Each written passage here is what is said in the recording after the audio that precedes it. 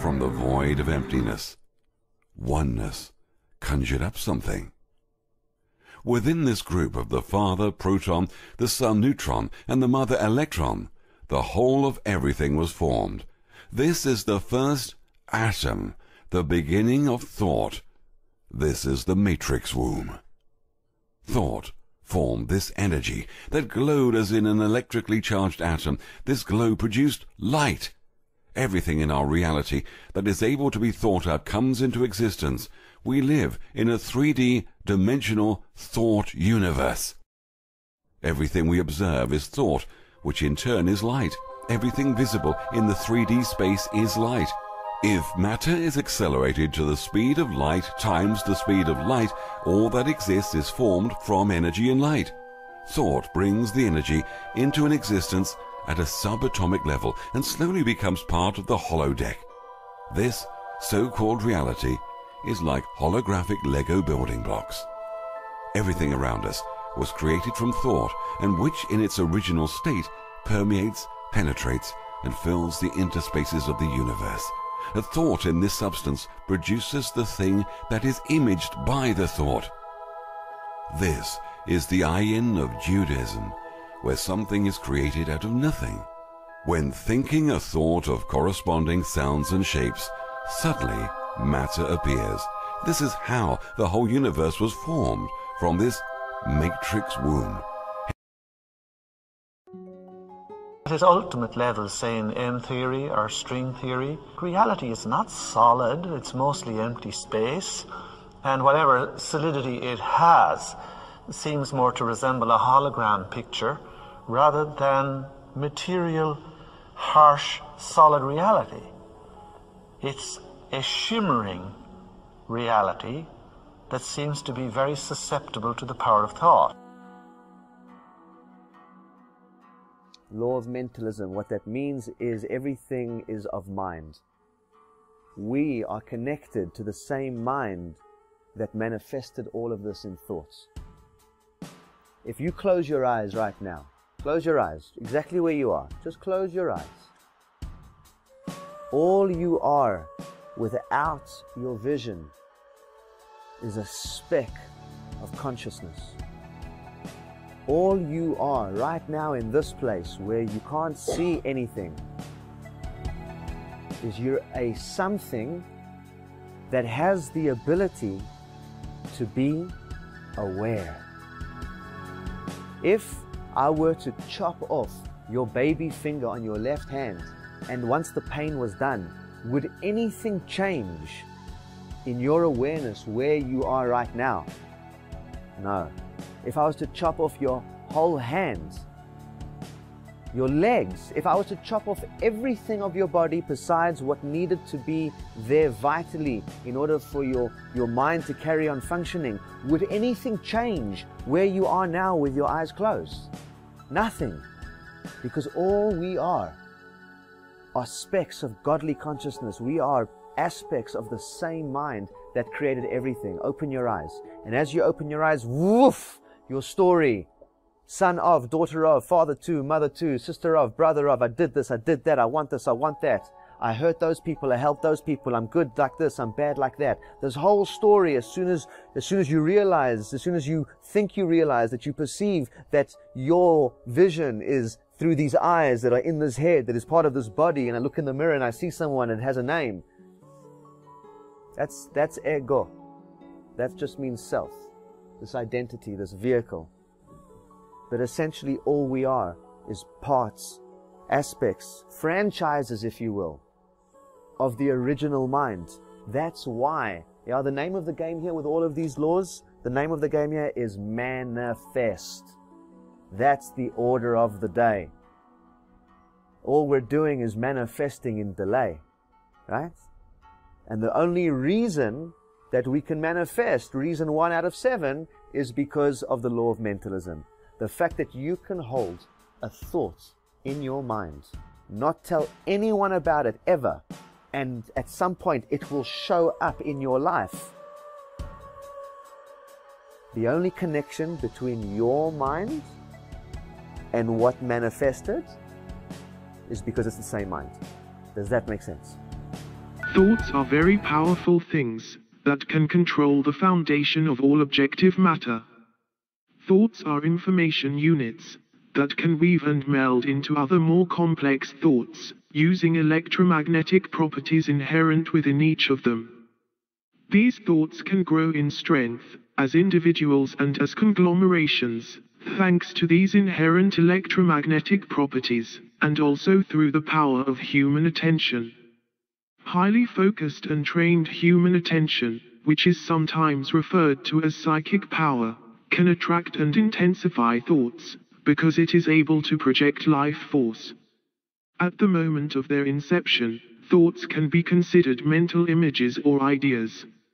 As the frequencies become more solid, from our physical point of view, thoughts could be considered something like emotions, or emotion-generating ideas. As the frequency of a thought comes closer to what we would consider physical reality, this thought could then be called a belief. Beliefs become truths, and these truths soon become undeniable facts. Within short order, and under favorable conditions, facts become objects or events in what we call physical reality. A great example of how all this works can be seen when we study thought forms. Thought forms are psychically intense thoughts, that is, thoughts that have been given a great deal of attention and emotional or psychic energy. Thought forms can also be a conglomeration of many thoughts that unite because they share similar information. Thoughts therefore are information packets of varying intensity, which in the physically objective world we refer to as size.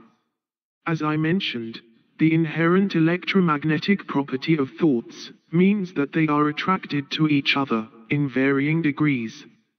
Like attracts like, and the thought's intensity determines its electromagnetic strength, which determines its magnetic power. This attraction of one thought to another never stops, which means that thoughts are in a constant state of growth and change, and the speed of this change is directly related to the size, or intensity, of that thought. From our physical perspective, this attraction of invisible thoughts continues over time, until a large conglomeration of thoughts is able to unite and interweave to create a stronger unit that can become quite complex and powerful. The more powerful the thought form becomes, the easier it is for it to affect objective physical reality. The principle of mentalism states that the all, everything in creation, is actually a manifestation of mind. The all is mind. Okay, what this means is everything that happens has to be a result of a mental state which preceded it. Everything. For anything to exist, thoughts had to form first, and then they formed the physical reality after. The universe itself is a mental construct of the Creator. Thoughts lead to the manifestation of things and events. Thoughts create conditions. Thoughts create things and conditions. They cannot just magically manifest themselves. Thought comes first. Thoughts create our state of existence and the quality of our experience here on earth, ultimately.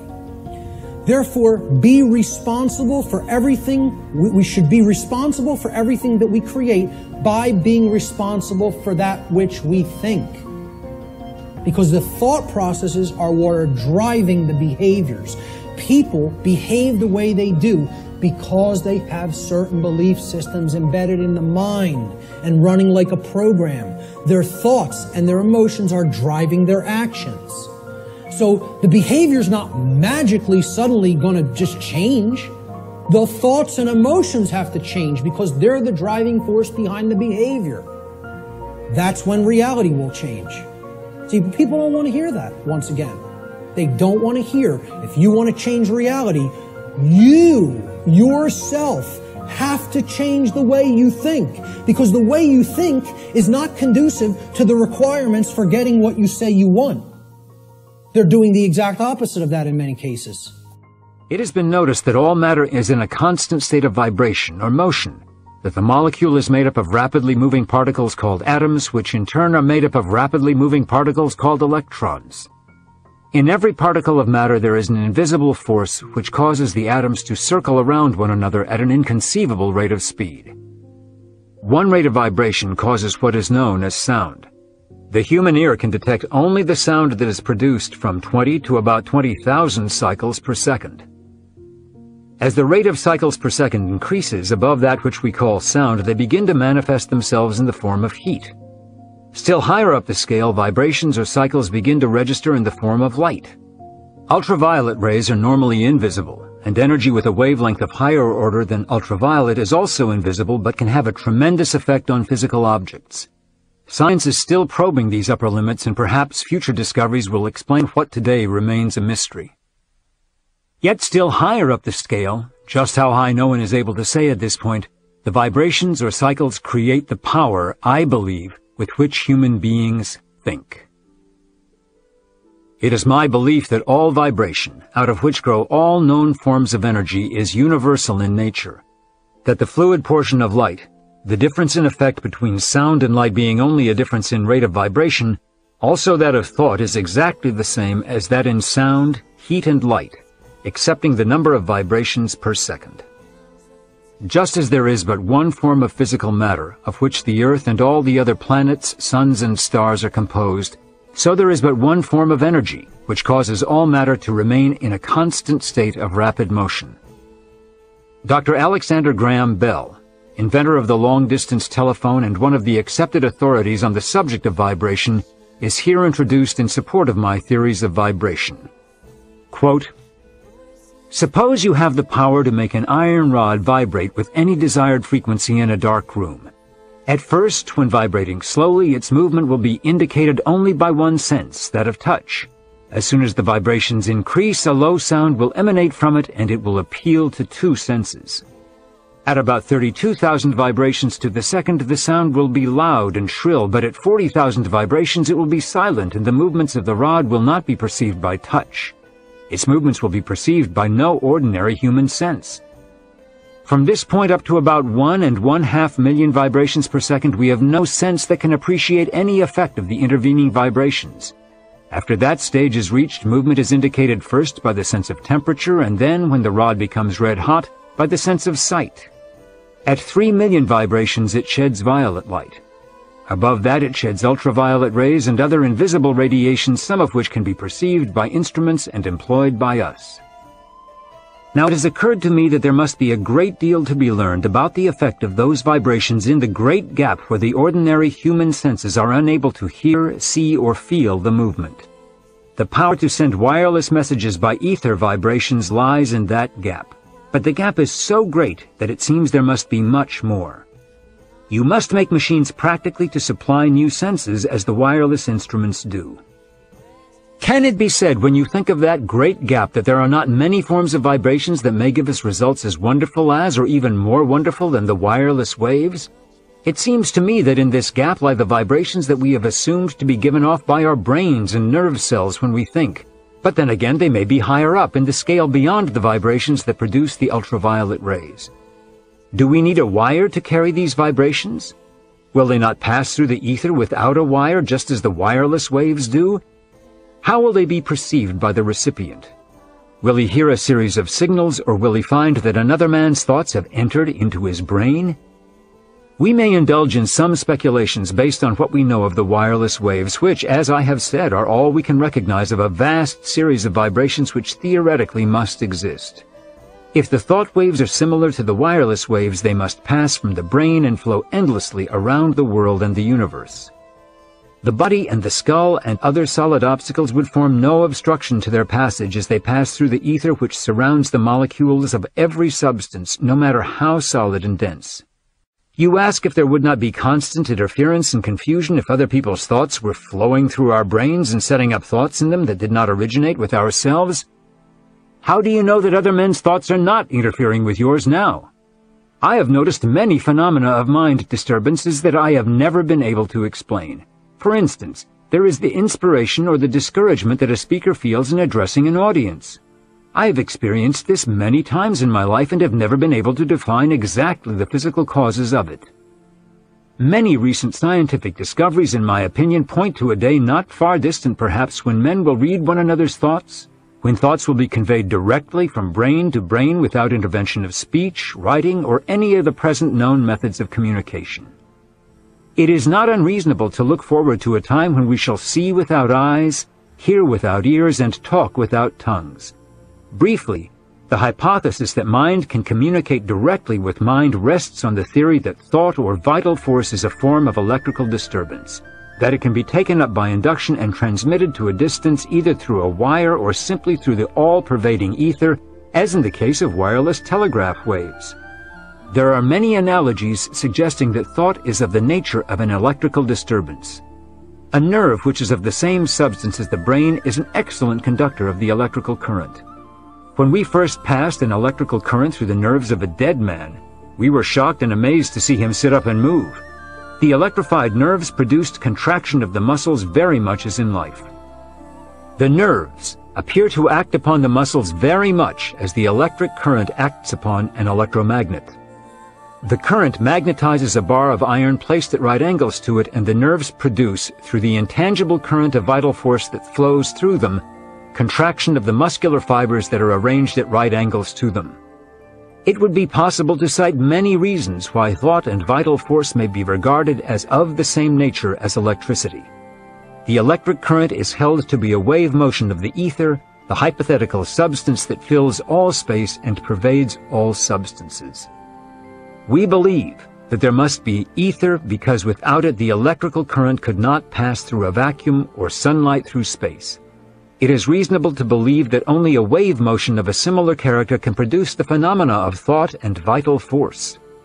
We may assume that the brain cells act as a battery, and that the current produced flows along the nerves.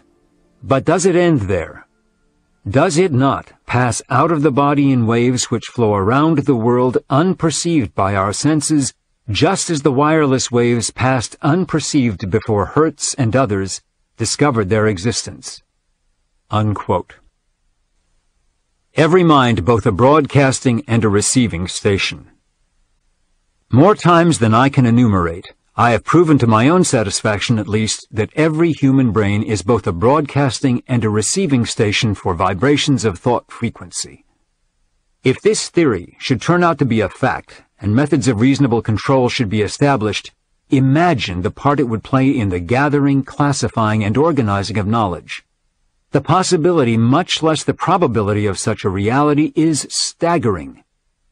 Thomas Paine was one of the great minds of the American Revolutionary period. To him perhaps more than any other one person, we owe both the beginning and the happy ending of the Revolution. For it was his keen mind that both helped in drawing up the Declaration of Independence and in persuading the signers of that document to translate it into terms of reality. In speaking of the source of his great storehouse of knowledge, Paine thus described it, quote, "Any person who has made observations on the state of progress of the human mind by observing his own cannot but have observed that there are two distinct classes of what are called thoughts, those that we produce in ourselves by reflection and the act of thinking, and those that bolt into the mind of their own accord."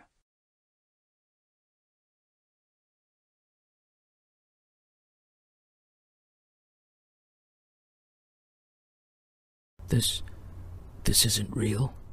What is real? How do you define real?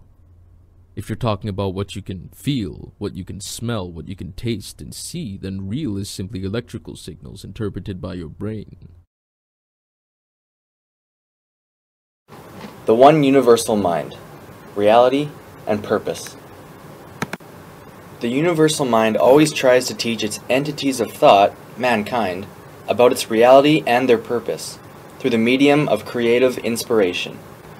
However, because of the resistance and creative misconceptions that mankind introduces, the perception is that this cannot be achieved within illusionary frameworks of time and space, which defines periods within creations. These particular creations just disappear and are de-vibrated in the swirling of the real black hole of the mind.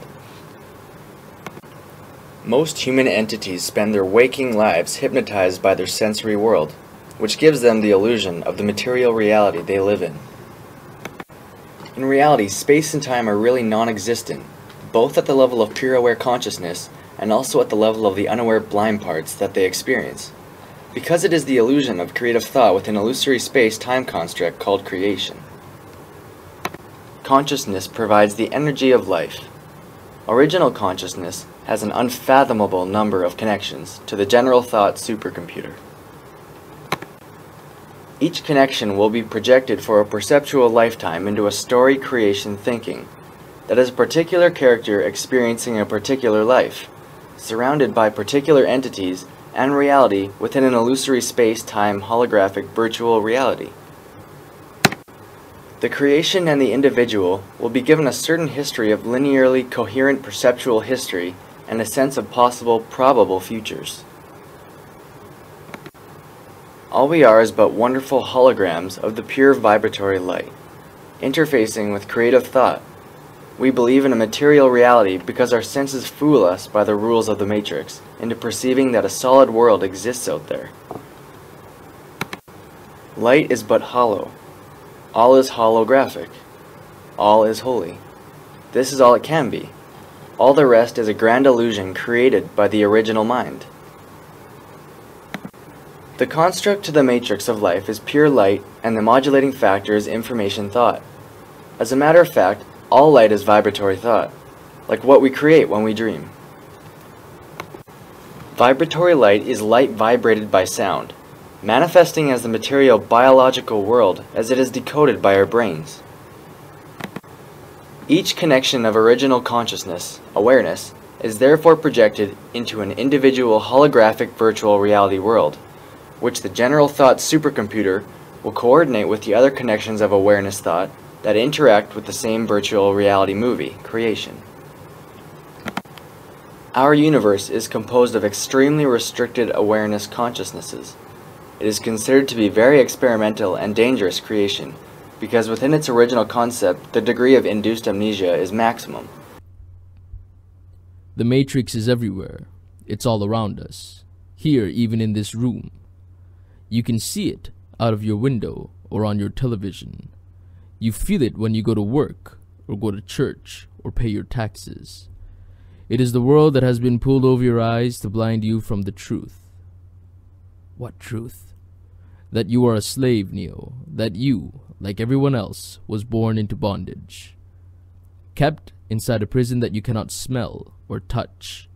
A prison for your mind. Unfortunately, no one can be told what the Matrix is. You have to see it for yourself.